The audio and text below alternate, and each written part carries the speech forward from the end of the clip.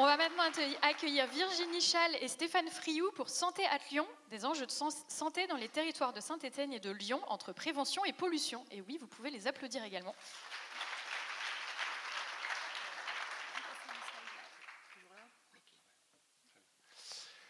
Et vous pourrez également poser vos questions à la fin. Bonjour, donc une présentation à deux voix pour un projet qui était multidisciplinaire et puis avec trois axes sur lesquels nous allons revenir. Donc le nom du projet, c'était un jeu de mots à partir d'une célèbre course pédestre de la région. C'était pour relier finalement les deux sites majeurs du territoire universitaire du Rhône et de la Loire. Et puis proposer un projet d'amorçage au début de ChepMed qui faisait vraiment le lien entre la question santé, prévention et les territoires. Donc nous avions pris deux mots-clés pour cette enquête collective, prévention et pollution. Prévention, c'est un vieux mot qui a eu plusieurs termes, hein, l'hygiène, l'art de prévenir, de conserver la santé. Et pollution, on vient de le voir, c'est aussi un enjeu qui se métamorphose selon les époques et les communautés de santé publique qui s'y intéressent. Ça peut être la pollution de l'eau, de l'air, du sol, et puis au niveau des polluants, il y a toute une histoire évidemment qui se poursuit des polluants que l'on traque. Le constat de départ était donc celui que finalement ces questions sanitaires et environnementales, elles ne sont pas toujours au premier plan de l'actualité, au premier plan des politiques publiques, même si aujourd'hui on les met en valeur. Et donc on voulait essayer de comprendre aussi quels pouvaient être les freins médiatiques ou sociaux qui parfois invisibilisaient ou minoraient ces enjeux. Et pour cela, on avait choisi de travailler donc à la fois sur des territoires bien circonscrits, et puis également, on va le voir, sur des terrains de recherche particuliers en géographie, ou sur des sources archivistiques ou médiatiques en histoire, en sciences de l'information et de la communication. Voilà, donc c'était un projet qui a embarqué plusieurs disciplines, des chercheuses et chercheurs, enseignantes-chercheuses, enseignants-chercheurs de nombreuses institutions et puis de nombreux niveaux, depuis le master jusqu'au professeur. Alors le volet historien de l'enquête a été développé au départ par un stage de Master 2 sur la question de la pollution de l'air et sur celle des pics d'ozone, comme on disait, dans les années 1990 à Lyon. Et l'étudiant Gal Wenrock a montré que finalement les mesures législatives et les mesures administratives ensuite avec les arrêtés préfectoraux n'ont pas forcément été efficaces, notamment par les seuils fixés à l'époque, dans les années 1990, 360 microgrammes par mètre cube. Par exemple, voilà, on fixait des seuils qui permettaient de montrer que l'on agissait, mais ces seuils se révélaient assez peu opérants, puisque finalement, ils étaient très hauts par rapport aux concentrations mesurées à l'époque. Ensuite, Thierry Guillopé, postdoctorant, a pu travailler sur des archives qui étaient en cours de classement aux archives départementales du Rhône. Alors, deux types d'archives. Alors, les archives du Conseil départemental d'hygiène du Rhône dans la deuxième moitié du XXe siècle, sachant que les historiens avaient plutôt investigué les débuts de la santé publique au XIXe siècle. Et donc, ça nous montrait une expertise pluridisciplinaire. Le terme santé environnementale n'était pas utilisé à l'époque, ça serait un peu anachronique, mais c'est bien de cela dont il s'agit. Et ça nous montre par exemple que dès la fin des années 1940, certaines usines de la vallée de la chimie sont dans le collimateur des conseillers sanitaires des autorités pour des pollutions répétées, régulières. Voilà, donc on savait que ces usines polluaient régulièrement le fleuve et les alentours. Et les archives en cours de classement sont les archives issues de la Caisse régionale d'assurance maladie. Donc ici, on est sur le territoire, mais on rentre aussi à l'intérieur des usines. Et ça, c'était intéressant parce que historiquement, on a beaucoup scindé en France entre ceux qui s'intéressent sur la pollution environnementale à l'extérieur des usines et les questions de santé, prévention, sécurité au travail. Voilà, c'est deux législations différentes, deux corps de métiers différents.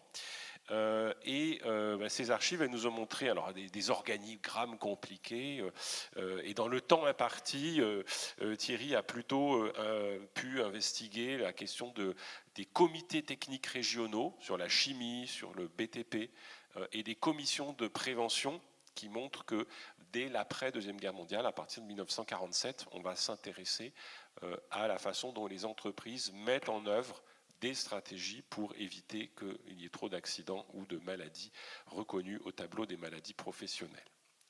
Le volet sciences de l'infocom, de l'information et de la communication, piloté par Isabelle Garcin-Marou et par donc différents collègues et une post-doctorante aussi à Sciences Po Lyon, partait d'une expertise qu'ils ont dans son équipe sur les discours de presse, sur la pollution. Il y avait déjà eu des enquêtes menées sur les risques dans la presse, les risques industriels.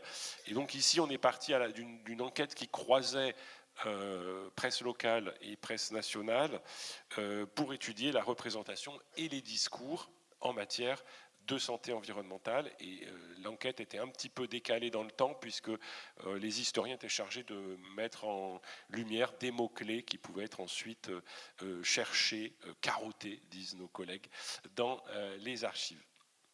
Alors voilà les résultats saillants de leurs analyses.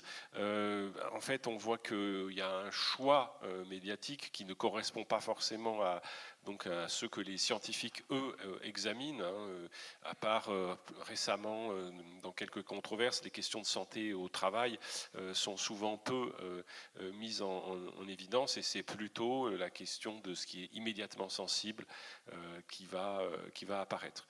Il y avait une différence entre Saint-Étienne et Lyon, c'est que il y avait plus de discours médiatiques sur les questions de pollution à Saint-Étienne, peut-être parce qu'il y avait aussi un héritage, une histoire avec des associations de prise en charge du problème, de mesures, et puis une visibilité plus grande aussi de certaines activités dans le territoire. On va le discuter ensuite avec la géographie. Et puis les autres résultats donc, sont ceux qui apparaissent, en fait, que les discours se concentrent plutôt aussi sur les causes et moins sur les conséquences, sur la question sanitaire. Donc je rappelle qu'on est sur un versant plutôt historique. On n'a pas commenté l'actualité de ces quelques dernières années avec l'Epifas par exemple, et aussi la temporalité de ces phénomènes médiatiques interroge, puisqu'on est quand même souvent dans un temps court, un temps scandé, haché, qui favorise aussi un certain oubli ensuite de la part des lectrices ou des lecteurs de ces discours. Voilà, je ne serai pas plus long s'il y a des questions, et je passe la parole à Virginie pour la suite. Merci Stéphane, bonjour à toutes et tous. Donc Stéphane le disait, et ça me fait une belle transition, par rapport à Saint-Étienne, on a pu repérer davantage de discours médiatiques sur les pollutions, mais davantage de discours, ça ne veut pas dire suffisamment de discours, et encore moins suffisamment de données. Et je crois que l'un des enjeux auxquels ce projet Saint-Étienne-Lyon a été confronté, mais c'est assez récurrent, c'est évidemment l'accès aux données et la visibilisation de certains des enjeux qui nous intéressent plus particulièrement.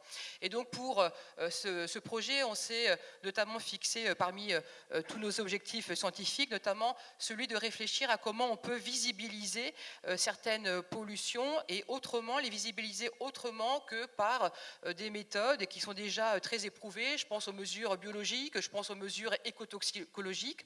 C'est des mesures évidemment tout à fait pertinentes et éprouvées en nombreux contextes, mais qui ne sont pas applicables partout. Et c'est certainement le cas quand on s'intéresse à des productions anciennes mais toujours actives, mais dont les sources de production sont quant à elles révolues pour certaines, et il faut donc s'intéresser à reconstituer ces sources de pollution.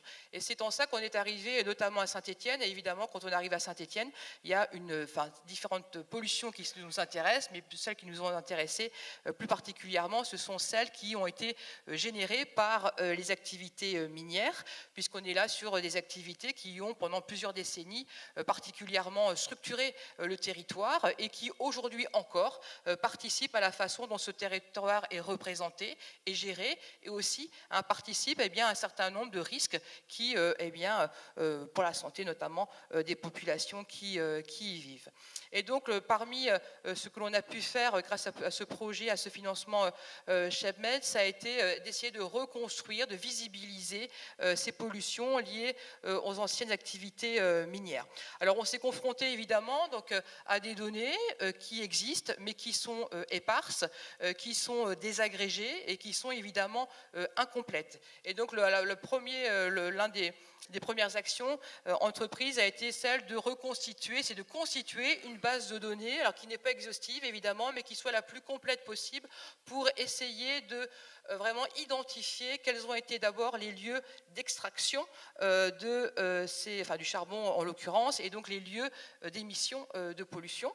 Et donc, on a procédé à une collecte et à un recensement des bases de données existantes, mais qui ont été complétées par différents travaux dans les archives, et notamment à partir de photographies anciennes et de cartes anciennes. Donc voilà, tout cela nous a fait découvrir des fonds très riches sur la question, mais qui, encore une fois, pour certains d'entre eux, restent à agréger. Pour autant, ça nous a permis de commencer à faire un premier exercice de spatialisation de certains de ces héritages miniers. Alors les points rouges que vous avez sous les yeux, ça correspond à tous les sites d'extraction du charbon dans nos terrains d'études, les vallées de l'Ondaine, du Gier et du Furan. Donc ce sont essentiellement donc, des puits de mines qui ont été extraits, et ce qu'il faut bien comprendre, c'est que de ces puits de mines ont été extraits évidemment une matière première, le charbon, mais surtout des déchets. Et nous, c'est véritablement cette question des déchets miniers qui nous intéresse et qu'on tente de visibiliser. Et c'est là l'enjeu de visibilisation qui se pose vraiment à plein, puisque ces déchets, eh bien, globalement, enfin, pour la plupart d'entre eux, ils sont invisibles et notamment ne sont pas visibles dans le paysage. Alors certains le sont, et là c'est très facile, et c'est ce que vous avez sous les yeux ici. Et les zones de déchets qui sont visibles, c'est ce qu'on appelle dans la région stéphanoise les crassiers. Donc on parlerait des terrils si on était dans le nord de la France. Et donc ce sont ces collines que vous avez en arrière-plan de ces photos qui n'ont rien de naturel, qui sont des déchets, enfin des collines constituées notamment, pas que, mais notamment de déchets miniers, et qui évidemment concentrent des polluants divers et variés, parmi lesquels certains ont déjà été évoqués dans le projet précédent, du plomb, de l'arsenic, du zinc, du cadmium et bien d'autres encore. Et donc, on a essayé de localiser, répertorier alors ces crassiers. Alors c'est assez facile parce que certains d'entre eux sont visibles dans le paysage, donc c'est facile à cartographier, mais là où on se heurte à une difficulté technique, c'est que la plupart d'entre eux ne sont pas si facilement visibles que ça dans le paysage, et donc là c'est l'un des enjeux auxquels on s'est confronté et qu'il faudra compléter dans la suite de l'exploitation des données. Cette visibilisation des zones de dépôt de déchets qui constitue un enjeu majeur en termes d'un point de vue environnemental et sanitaire, évidemment, un élément qui restera à poursuivre, et à poursuivre d'autant plus qu'on sait qu'on est face là à une source de contamination du milieu, donc à une source d'exposition des populations à des polluants. Mais ce qui nous a aussi motivés dans ce projet-là, c'est qu'on a fait le constat d'une invisibilisation aussi, on peut dire, politique de ces pollutions, dans le sens où, même si les discours médiatiques existent, c'est vrai, mais pour autant, ça reste que des enjeux environnementaux et sanitaires face à ces pollutions d'origine ancienne, mais toujours actives, qui restent sous-documentées par rapport aux risques qu'ils génèrent. Ensuite, vous voyez que notre terrain de jeu est à une emprise spatiale très importante. Donc évidemment, l'enjeu ensuite, c'est de déterminer quels sont les lieux les plus pertinents pour justement évaluer de façon la plus ciblée possible les enjeux sur la santé des populations concernées. Et donc on procède de différentes façons. La première façon, parmi les outils, c'est pas exhaustif, mais parmi les méthodes mobilisées, il y a la photo-interprétation pour essayer de reconstituer de façon diachronique les modes d'occupation des sols. Donc on part des sites d'extraction du charbon qui aujourd'hui sont recouverts, ont été anthropisés autrement, sont habités autrement, et on essaie de voir justement quels sont les modes d'habiter de ces espaces-là aujourd'hui pour identifier ceux qui pourraient eh bien, être sensibles du point de vue de la santé des populations. Donc ça passe par la photo-interprétation, je vais un petit peu vite, mais on le complète aussi par des analyses géochimiques en partenariat avec des collègues des sciences de l'environnement de l'école des mines de Saint-Étienne. Voilà, toujours dans un souci de visibilisation de ces pollutions. Et puis cette visibilisation, elle passe aussi par les discours, les perceptions des acteurs des territoires concernés. Et donc là, en complément, on mène un certain nombre d'enquêtes de terrain, donc notamment à la Ricamarie, qui a un haut lieu aussi de ce passé minier dans la région, dans le bassin stéphanois. Et donc là, des enquêtes qualitatives auprès des habitants, notamment sur leur perception des risques environnementaux et sanitaires générés par ces activités anciennes. Et là, on a choisi la Ricamarie notamment, puisque justement, dans le paysage, il y a un crassier, le crassier Saint-Pierre, qui est visible, donc que l'on voit, un crassier que l'on entend aussi, parce que c'est aussi un site dans lequel il y a d'autres activités, donc avec voilà, un paysage sonore particulier. C'est aussi un crassier qui génère des nuisances, notamment par les poussières qui circulent dans la Ricamarie, notamment à partir de ce crassier-là. Et donc on est parti de l'hypothèse que pour percevoir un risque, on perçoit d'autant plus un risque lorsque ce risque est visible, lorsqu'on a ce risque sous les yeux. Et en fait, c'est pas si simple que ça, puisque certains évidemment peuvent, le fait d'avoir sous les yeux une colline, une montagne de déchets peut, chez certains, générer une certaine perception des risques, une certaine sensibilité vis-à-vis des risques environnementaux et sanitaires.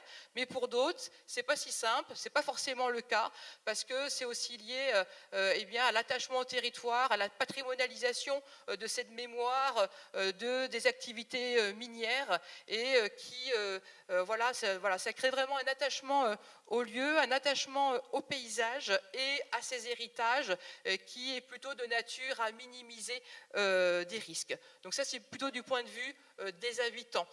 Et puis du point de vue des acteurs du territoire, de ceux qui gèrent le territoire, il y a évidemment différentes préoccupations, donc des enjeux qui sont pour certains minimisés, d'autres invisibilisés de façon consciente ou inconsciente, parce qu'il y a des stratégies foncières, il y a des stratégies économiques, il y a des stratégies politiques, et mettre à jour un risque, ça suppose ensuite d'apporter des réponses à ce à quoi on a mis jour. Donc évidemment, il y a plein d'enjeux et plein de considérations à prendre en compte.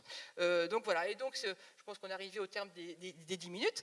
Donc ce projet Synthé à Lyon, en se faisant rencontrer toutes ces disciplines et en mettant en perspective aussi des terrains qui ont des histoires industrielles, mais aussi politiques différentes, ça nous a permis, et ça nous permet encore, de mettre à jour un certain nombre d'enjeux environnementaux, sanitaires, scientifiques et politiques aussi. On se rend compte que ces pollutions sont anciennes mais toujours vives, qu'elles ne sont pas, contrairement à ce que l'on pouvait peut-être penser au départ, des impensées, elles sont pensées, mais pour autant restent sous-documentées et voire invisibilisées pour toutes les raisons que l'on a évoquées jusqu'alors.